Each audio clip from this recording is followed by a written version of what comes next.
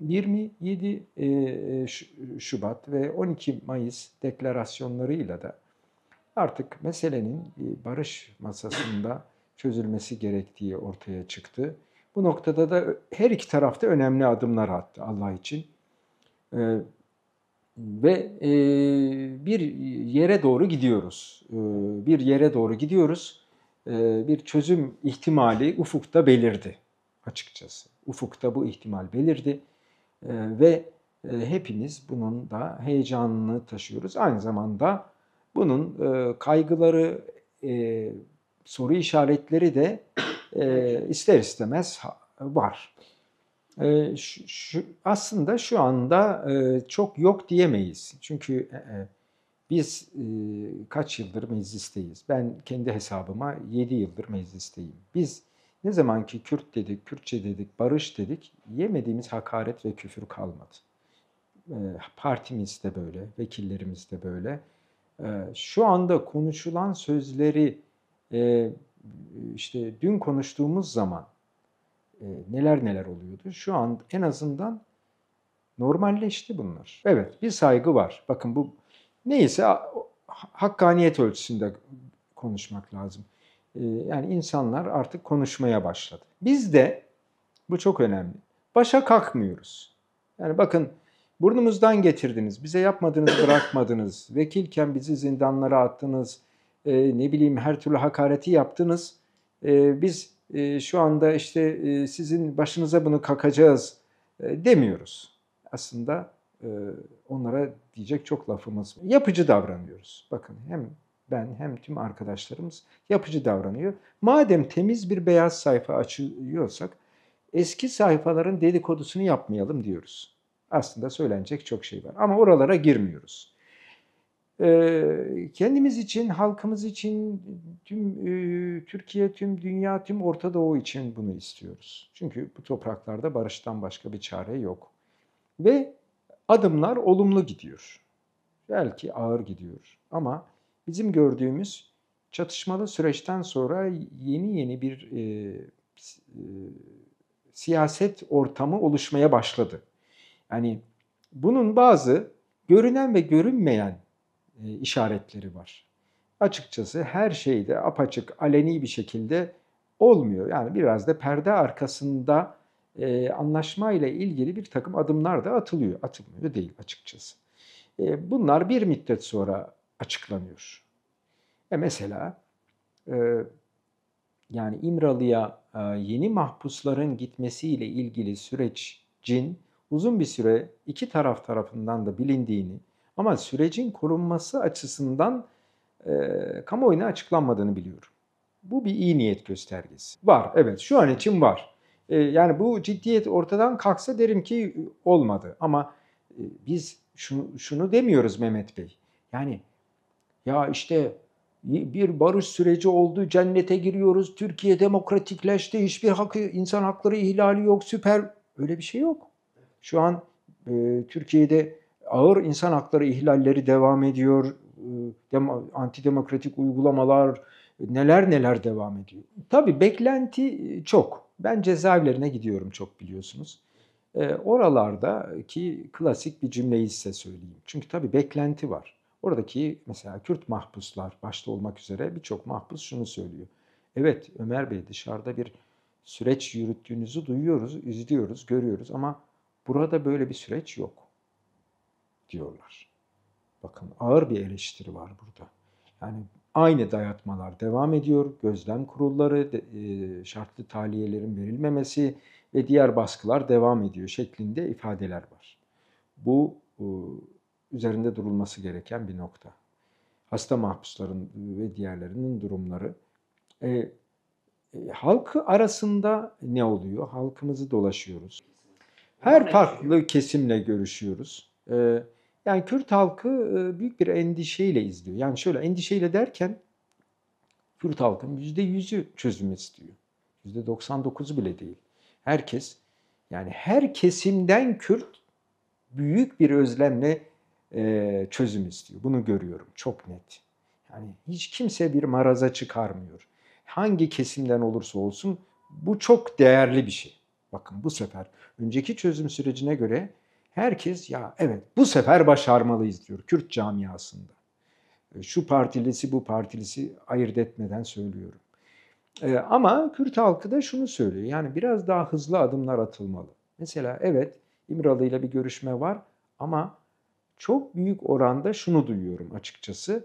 Ya mesela Selahattin Demirtaş'la ilgili bir şey yapılsın. Tamam biz de biliyoruz işler çok hızlı ilerlemez. Ama Selahattin Demirtaş'ı çok seviyoruz ve onunla ilgili mesela bir tahliye haberi bizi inanılmaz motive eder ve sürece büyük bir destek veririz. Bakın bu çok müthiş bir cümle. Şimdi bunu iktidar not etmeli bu cümleyi. Yani ya ben Kürt halkından gereken desteği alamıyorum falan e, dememeli. Biraz da o noktada adım atmalı.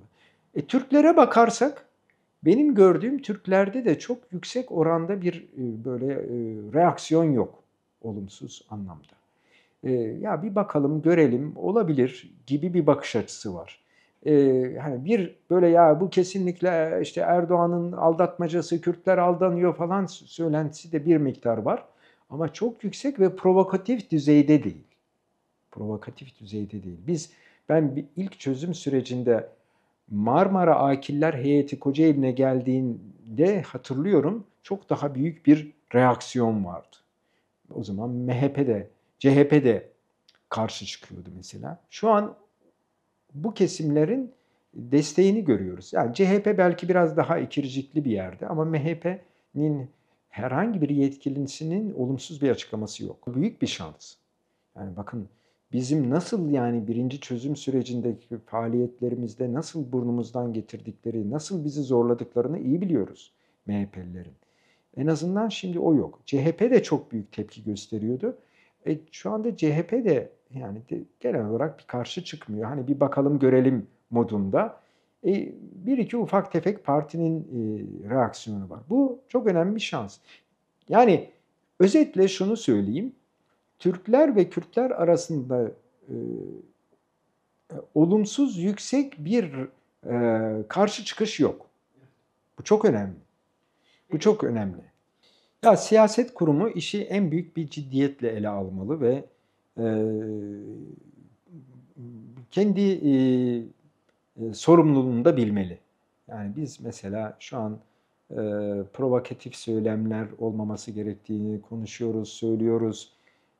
Madem ki hani dün çatışıp birbirimize demediğimiz lafı bırakmadığımız kişi ve kurumlar var ve şu anda oturup onlarla bir şeyler konuşabiliyorsak biz de bu işin hakkını verelim diyoruz. Sürekli kendimizi eğitiyoruz, uyarıyoruz. İl örgütlerimize, ilçe örgütlerimize sürekli bu tavsiyelerde bulunuyoruz. Yeni bir dönem başlıyor diyoruz. Yeni bir dönemin siyasetini yürüteceğiz. Genel merkez ve tüm örgütler bunu yapmalı. Siyasetin şu anda sorumluluğu bu. Yani sorumsuzca işler yapmamalı.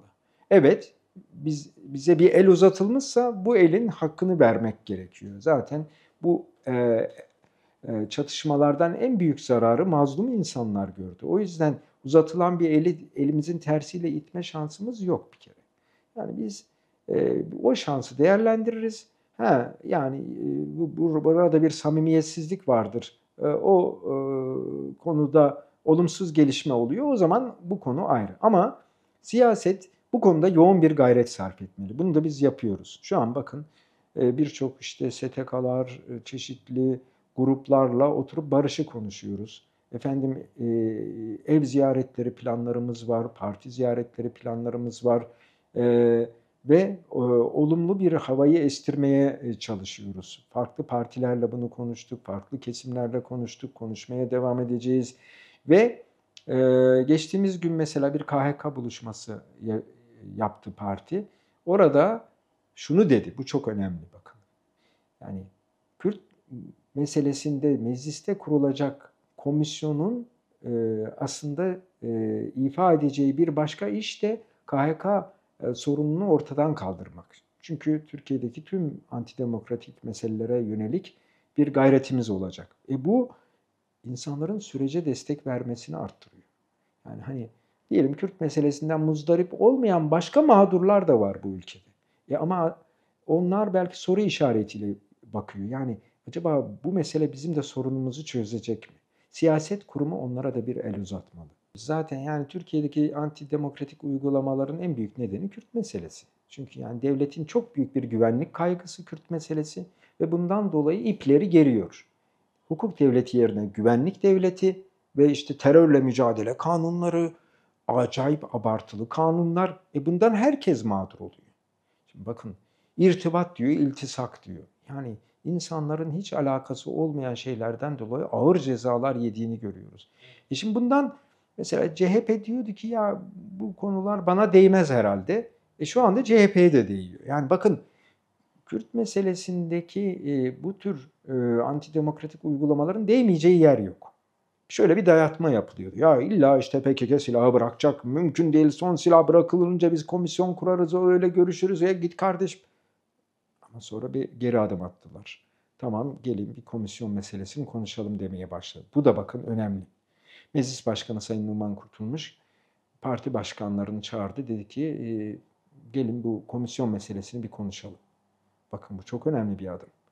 Yani tarihi bir komisyon olacak bu. Türkiye'de en az 100 yıllık sorunun çözümü yolunda bir komisyonda sanırım çok şeyler konuşuruz. Hayatımızda, yeni sürecimizde ne yaşayacağız? Arkadaş, bu işi bir çözelim derim.